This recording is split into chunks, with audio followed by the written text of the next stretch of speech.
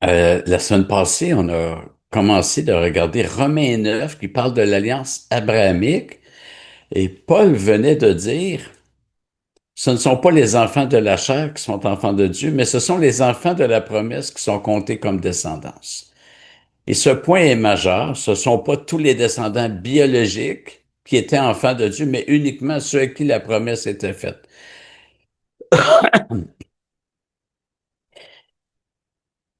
Et deux versets plus loin, il dit bien plus, il en fait ainsi de Rebecca, qui conçut seulement d'Isaac notre père,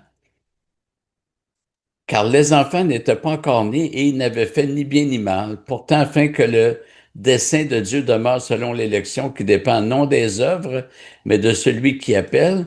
Il fut dit à Rebecca, l'aîné sera asservi au plus jeune, selon qu'il est écrit, j'ai aimé Jacob et j'ai haï Ésaü. Que dirons-nous donc? Y a-t-il en Dieu de l'injustice? Certes non. Car il dit à Moïse, je ferai miséricorde de qui je ferai miséricorde, et j'aurai compassion de qui j'aurai compassion. Ainsi donc, cela ne dépend ni de celui qui veut, ni de celui qui court, mais de Dieu qui fait miséricorde. Car l'Écriture dit à Pharaon, je t'ai suscité tout exprès pour montrer en toi ma puissance et pour que mon nom soit publié par toute la terre. Ainsi, il fait miséricorde à qui il veut et il endurcit qui il veut. Donc, Paul parle ici du fait que Dieu a haï Ésaü et aimé Jacob. Euh, Ésaü et Jacob étaient les deux fils d'Isaac. Et donc, Dieu a dit cela, qu'il a haï Ésaü et aimé Jacob avant qu'il soit né, avant qu'il ne fasse ni bien ni mal, pas pour démontrer que Dieu voit d'avance ce qui arrive, mais pour démontrer une doctrine importante afin que le dessein de Dieu demeure selon l'élection, qui dépend non des œuvres, mais de celui qui appelle. L'élection dépend de celui qui appelle, donc Dieu. Et le Seigneur a démontré cette vérité, non pas entre Abraham et quelqu'un d'une nation païenne, mais entre les deux fils euh, d'Abraham et ses deux petits-fils. Alors, donc, ça couvre la partie de descendance qu'on a commencé la dernière fois. Et on va parler maintenant du pays promis. On se rappelle que l'alliance abrahamique en est une de promesses. Alors Dieu dit à Abraham, j'établirai mon alliance avec toi et ta descendance après toi dans toutes leurs générations. Ce sera une alliance perpétuelle en vertu de laquelle je serai ton Dieu et celui de tes descendants après toi. Je te donnerai et à tes descendants après toi le pays dans lequel tu viens d'immigrer, tout le pays de Canaan, en possession perpétuelle, et je serai leur Dieu. Alors, on voit d'abord que la descendance n'est pas tous les descendants sans exception. Il y a des descendants qui ont pas eu le pays promis.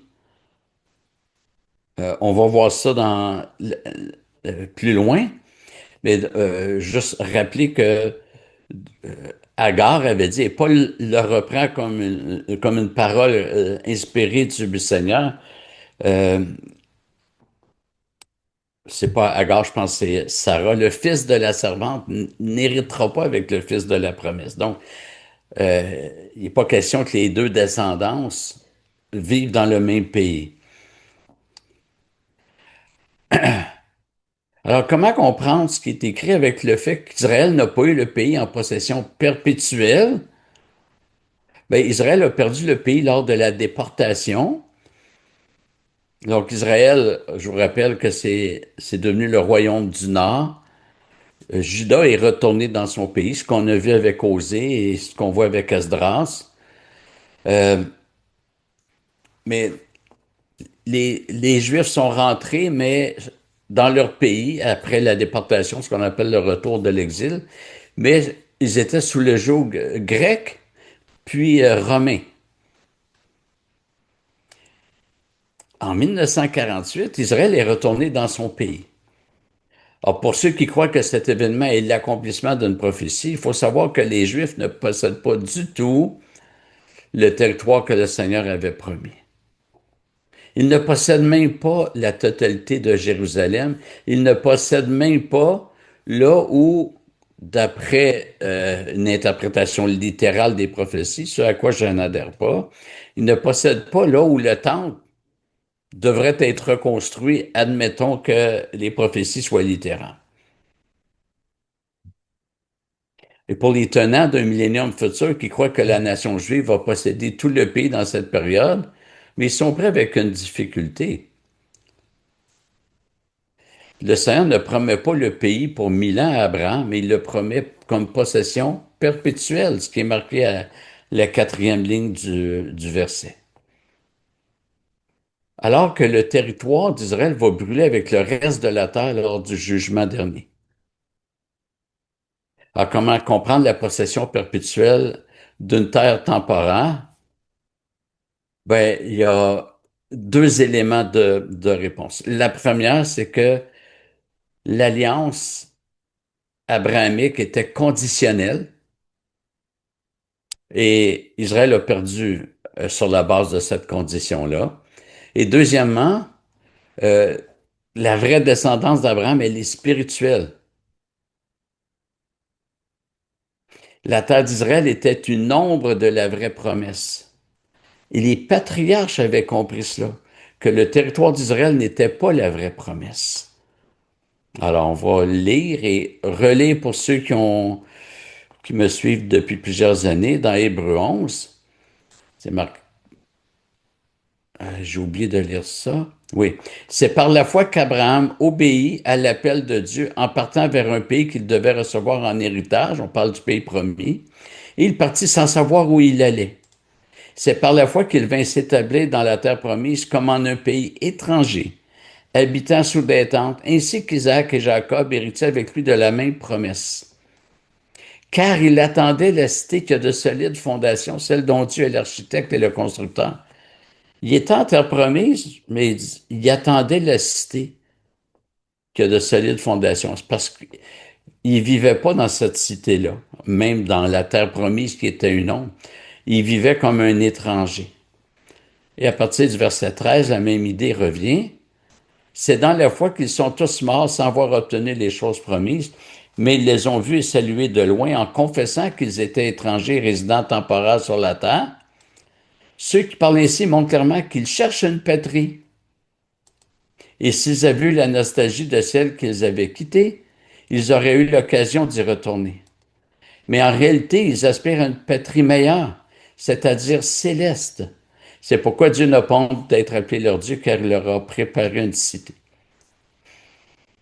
Donc, même les patriarches avaient compris que le pays promis n'était pas le territoire d'Israël. Il n'y avait pas toute la révélation que nous avons, mais il y en avait suffisamment. Et ils ont cru que le territoire d'Israël n'était qu'une ombre, une préfiguration, mais ils attendaient la patrie céleste. La patrie céleste, c'est le royaume des cieux. Et quand le peuple s'est retrouvé en Égypte avec Joseph comme premier ministre, le peuple aurait pu retourner en terre promise. Quand le père Jacob est décédé, toute la famille est allée enterrer Jacob en terre promise. Mais il est retourné en Égypte. Pourquoi est-ce qu'il n'est pas retourné? Parce qu'ils aspiraient à une patrie meilleure. Ils disaient, c'est pas notre vrai pays, ça.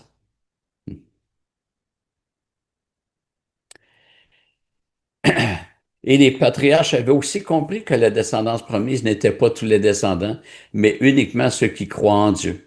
Ils avaient la preuve de cela dans leur propre famille. Abraham a deux fils, Ismaël et Isaac, et il est clairement dit qu'Isaac n'héritera pas avec Ismaël, le fils de la servante. Isaac, le fils promis, a eu deux fils, Jacob et Ésaü. Et le Seigneur avait déjà indiqué, avant même leur naissance, que l'aîné allait être assujetti au plus jeune. Donc, que le plus jeune allait dominer sur l'aîné. Que les deux enfants dans le ventre de Rebecca étaient non pas un seul peuple, mais deux peuples. L'Éternel dit à Rebecca, deux nations sont dans ton ventre, deux peuples se sépareront. au sortir de tes entrailles. Un de ces peuples sera plus fort que l'autre et le plus grand sera assujetti au plus petit. Alors, le peuple de Dieu, c'est un peuple, c'est pas deux peuples. En disant deux peuples, ça veut dire que, ben, c'est pas tous les descendants qui sont dans le peuple de Dieu.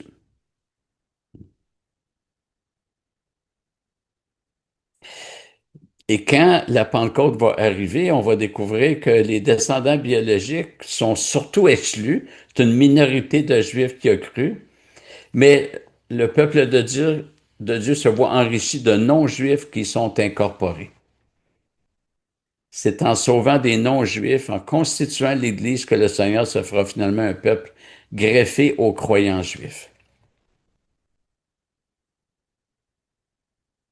Alors, nous ne rejetons pas le peuple juif, nous faisons simplement prendre acte que dans la Bible, il y a un développement qui fait qu'en raison de la clause, que ceux qui désobéissent sont retranchés, que ceux qui croient sont maintenus dans le peuple pour les Juifs, ben, c'est-à-dire en fait, ils vont appartenir au peuple de la Nouvelle Alliance. Mais à ce développement-là se greffent les non-juifs, donc c'est nous, ça, qui avons cru. Jésus a dit, or je vous le déclare, plusieurs viendront de l'Orient et de l'Occident, donc de l'extérieur de la Palestine, et se mettront à table avec Abraham, Isaac et Jacob dans le royaume des cieux. Mais les fils du royaume, donc c'est le peuple juif, seront jetés dans les ténèbres du dehors, où il y aura des pleurs et des grincements dedans. Donc, c'est contrairement à ce qui est véhiculé par nos frères dispensationalistes, c'est pas que les Juifs qui se convertissent ont des promesses terrestres, puis les autres ont des promesses célestes. Non, non, on va être à la table avec Abraham, Isaac et Jacob. Et c'est pas juste dire, OK, on va pouvoir jaser avec eux. Ça veut dire qu'on va avoir une communion avec les patriarches. On est dans les mêmes promesses que les patriarches.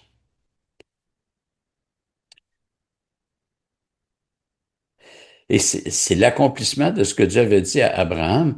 On ne t'appellera plus du nom d'Abraham, mais ton nom sera Abraham, car je te rends père d'une foule de nations. Et au verset 9, Dieu dit à Abraham, toi tu garderas mon alliance, toi et tes descendants après toi dans toutes leurs générations. Alors c'est un peu mélangeant. Le Seigneur dit que son alliance sera avec toutes les nations et de l'autre avec ses descendants. Et le Nouveau Testament vient expliquer que cette descendance, elle est spirituelle. Donc, ça peut aller chercher toutes les nations tout en étant des descendants parce que c'est des descendants spirituels. Donc, il s'agit d'un engendrement spirituel et non pas biologique. Et la descendance spirituelle est composée de juifs croyants et de non-juifs aussi croyants. C'est à des chrétiens d'origine païenne que Paul a écrit, si vous êtes à Christ, alors vous êtes la descendance d'Abraham, héritier selon la promesse. Autrement dit, la promesse s'adresse pas aux descendants biologiques, mais à ceux qui sont à Jésus-Christ. Ils peuvent être juifs, mais ce qui détermine qu'ils sont héritiers et qu'ils sont de la descendance d'Abraham, c'est s'ils sont à Jésus-Christ. Donc, qu'on ait le sang d'Abraham ou pas, ça changerait. Ensuite, le Seigneur poursuit sa discussion avec Abraham en lui donnant le signe de la circoncision. Voici comment vous garderez mon alliance que je traite avec vous et avec ta descendance après toi. Tout mâle parmi vous sera circoncis. Vous vous circoncirez comme signe d'alliance entre vous et moi. À l'âge de 8 jours, tout mâle parmi vous sera circoncis dans toutes vos générations, qu'il soit né dans la maison, qu'il soit acquis à prix d'argent, de la part d'un étranger qui n'est pas de ta descendance. On devra circoncire celui qui est né dans ta maison et celui qui est acquis avec ton argent. Ce sera dans votre chair la marque d'une alliance perpétuelle. Un mâle incirconcis qui n'aura pas subi la circoncision dans sa chair sera retranché du milieu de son peuple. Il aura rompu mon alliance. Donc, l'alliance peut être brisée. Si un mâle n'est pas circoncis, il a rompu l'alliance. Mais aussitôt, le Seigneur annonce à Abraham une descendance qui va préparer la venue du Messie, qui lui accomplira les exigences de l'alliance pour son peuple. Dieu dit encore à Abraham, pour ce qui est de ta femme Sarai, tu ne l'appelleras plus Sarai, mais son nom sera Sarah, ce qui veut dire princesse. Je la bénirai et je te donnerai d'elle aussi un fils. Je la bénirai et elle donnera naissance à des nations. Les rois de plusieurs peuples sortiront d'elle. Le Seigneur annonce que Sarah, l'épouse d'Abraham, donnera naissance à des nations et des rois. La suite du texte nous enseigne que le Seigneur, à travers Abraham, voit non pas une descendance, mais deux descendances. Dès qu'Abraham entend le Seigneur lui promettre un fils par Sarah, il a cette réaction. Abraham tomba face contre terre, il rit et dit dans son cœur, naîtrait-il un fils, un homme de 100 ans, et Sarah, âgée de 90 ans, accoucherait-elle? Puis Abraham dit à Dieu, ô qu'Ismaël vive devant ta face. Donc, Abraham méprise la promesse, il n'y croit pas, et il plaide, il intercède pour Ismaël. Autrement dit, qu'Ismaël vive devant ta face, ça veut dire que qu'Ismaël reçoive les promesses.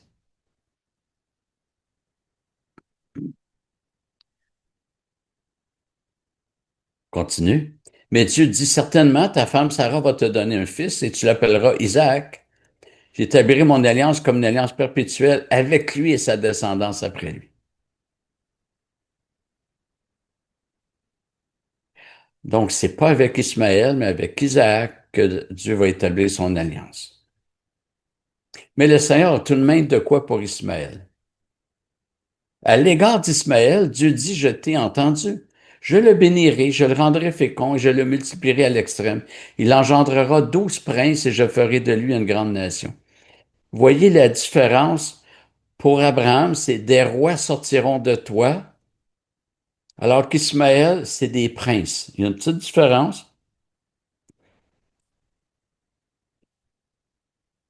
Donc Dieu va quand même bénir Ismaël de bénédiction terrestre. Donc c'est pas au même niveau. Euh, alors que de Sarah naîtront une foule de nations, d'Ismaël naîtra une seule nation. C'est la nation juive. Même si, on va voir ça tantôt, même si biologiquement, euh, Ismaël n'est pas le père de la nation juive, il est plutôt le père de la nation arabe. Mais avant d'y arriver, on va regarder le verset 21. Mais en ce qui concerne mon alliance, puis là, le mais, j'aurais pu le souligner, le mettre en gras. Donc, en contraste avec Ismaël, en ce qui concerne mon alliance, je l'établirai avec Isaac, que Sarah te donnera à cette époque-ci de l'année prochaine. Et selon Galates 4, 25, Agar correspond à la Jérusalem actuelle, c'est-à-dire la nation juive qui était esclave sous la loi. Et selon Galates encore, donc Agar correspond à la nation juive, Sarah est représentative de l'Église. Elle est la femme libre. Excusez-moi.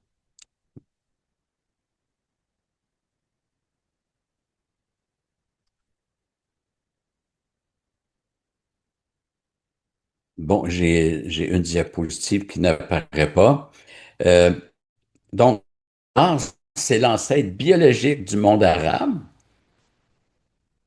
alors que Sarah est l'ancêtre biologique de la nation juive. Cependant, spirituellement, Agar est représentative de la nation juive. Agar, c'est la Jérusalem actuelle qui est sous l'esclavage. Agar, c'était l'esclave. Et Sarah, spirituellement, elle est représentative des croyants, c'est-à-dire de l'Église. Alors voilà, on va s'arrêter ici. Ça met un terme à notre alliance, à notre étude sur l'alliance abrahamique. Et Dieu voulant, pour pas dire l'année prochaine, on va continuer avec l'alliance mosaïque. Merci de votre attention.